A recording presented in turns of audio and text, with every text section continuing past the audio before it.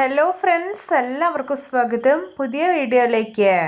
ഇന്ന് ഞാൻ വന്നിട്ടുള്ളത് ചിക്കൻ കറിയേക്കാൾ ടേസ്റ്റി ആയിട്ടുള്ള നല്ല ക്രീമി ആയിട്ടുള്ള ഒരു സോയാബീൻ കറി റെസിപ്പി ആയിട്ടാണ്.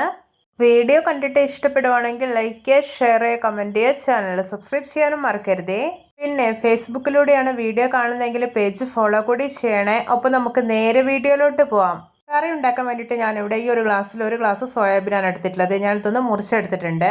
ഇനി ഇതിലോട്ട് 1 ടീസ്പൂൺ മുളക് പൊടി, 1/4 ടീസ്പൂൺ മഞ്ഞൾപ്പൊടി, 1/2 ടീസ്പൂൺ മല്ലിപ്പൊടി, 1/2 ടീസ്പൂൺ കുരുമുളക് പൊടി, 1/2 ടീസ്പൂൺ ചിക്കൻ മസാല, പിന്നെ ആവശ്യത്തിന് ഉപ്പ്, ഇതെല്ലാം ഇട്ട് കൊടുക്കാം. എന്നിട്ട് നന്നായിട്ടൊന്ന് മിക്സാക്കി എടുക്കാം. ശേഷം ഇതൊരു 15 മിനിറ്റ് റെസ്റ്റ് ചെയ്യാൻ വേണ്ടിയിട്ടൊന്ന് അടച്ചു വെക്കുകയാണ്.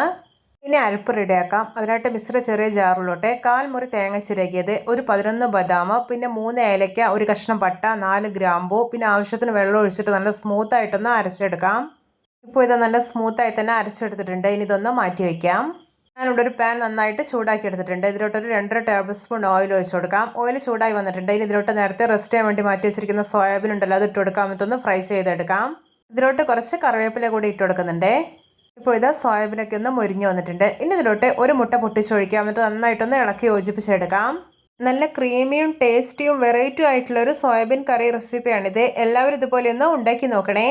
ഇപ്പോൾ ഇത് നമ്മുടെ ടേസ്റ്റ് ആയിട്ടുള്ള സോയാബീൻ നെക്ക് ഫ്രൈ ഇവിടെ പെർഫെക്റ്റ് ആയിട്ട് റെഡി ആയിട്ടുണ്ട്. ഇനി ഫ്ലെയിം ഓഫ് ആക്കാം. എന്നിട്ട് ഇതൊന്ന് മാറ്റി വയ്ക്കാം. കറി ഉണ്ടാക്കാൻ വേണ്ടിയിട്ട് ഞാനിവിടെ ഒരു കടായി അടുപ്പത്ത് വെച്ചിട്ടുണ്ട്. ഇതിലോട്ടൊരു 2 ടേബിൾ സ്പൂൺ ഓയിൽ ഒഴിച്ചു കൊടുക്കാം. ഇനി ഇതിലോട്ട് 4 പച്ചമുളക്, ഒരു കഷ്ണം ഇഞ്ചി, 8 അല്ലി വെളുത്തുള്ളി, ഇതെല്ലാം കൂടി ചതച്ചെടുത്തിട്ടുള്ളതാണ്. അത് ഇട്ടെടുക്കാം. എന്നിട്ടൊന്ന് ഫ്രൈ ചെയ്തെടുക്കാം. ഇനി ഇതിലോട്ട് 2 വലിയ ഉള്ളി അരിഞ്ഞത് ഇട്ട് കൊടുക്കാം. എന്നിട്ട് ആവശ്യത്തിന് ഉപ്പ് കൂടി ചേർത്തിട്ട് നല്ല പോലെ ഒന്ന് വഴറ്റിയെടുക്കാം.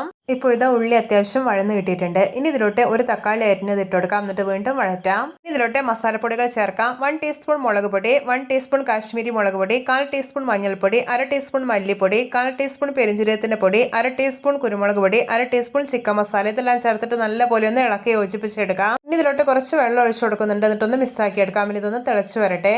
ഇപ്പോൾ ഇതാ കറി തിളച്ച് വന്നിട്ടുണ്ട്. ഇനി ഇതിലോട്ട് അരപ്പ് ചേർത്ത് കൊടുക്കാം. എന്നിട്ട് ഇളക്കി യോജിപ്പിച്ചെടുക്കാം.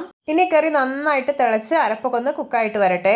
ഒരു കറി അത്യാവശ്യം നല്ല തിക്നെസ്സോടെ വേണം റെഡിയാക്കി എടുക്കാനായിട്ട്. അങ്ങനെ കഴിക്കുമ്പോഴാണ് നല്ല ടേസ്റ്റ് ഉള്ളത്. ഇപ്പോൾ ഇതാ തിളച്ച് വന്നിട്ടുണ്ട്. ഇനി ഇതിലോട്ട് ഫ്രൈ ചെയ്ത് മാറ്റി വെച്ചിരിക്കുന്ന സോയാബീൻ ചേർത്ത് കൊടുക്കാം.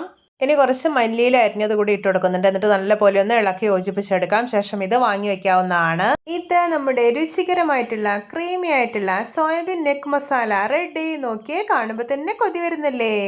എല്ലാവർക്കും എൻ്റെ വെറൈറ്റി ആൻഡ് ടേസ്റ്റി സോയാബീൻ നെക്ക് മസാല ഇഷ്ടപ്പെട്ടെന്ന് വിചാരിക്കുന്നു. ഇഷ്ടപ്പെട്ട സപ്പോർട്ട് ചെയ്യാൻ മറക്കരുതേ. അപ്പോൾ ഇതുപോലെയുള്ള വെറൈറ്റി വീഡിയോകളായി നമുക്ക് വീണ്ടും കണ്ടുമുട്ടാം. Okay, bye bye.